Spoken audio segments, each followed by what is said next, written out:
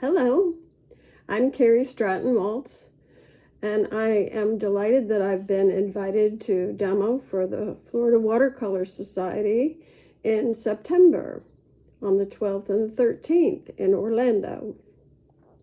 My demonstration is going to be a spontaneous and loose landscape. And I'm going to try to explain how you can plan for spontaneous. We're also going to talk about what makes a bold statement and try to make a bold painting.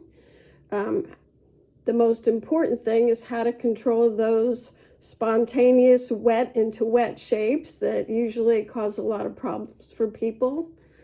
And I always really feel like it's very important to have a strong design.